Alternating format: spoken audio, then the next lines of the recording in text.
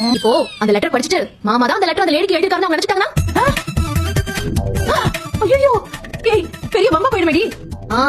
அதான் அவங்கள முன்ன பாத்துக்கீங்களா? தெரியாது.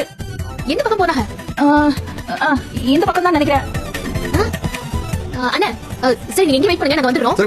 சரி வாங்க போலாம், வாங்க வாங்க. என்ன கலர் ட்ரெஸ் போட்டுருந்தாங்க?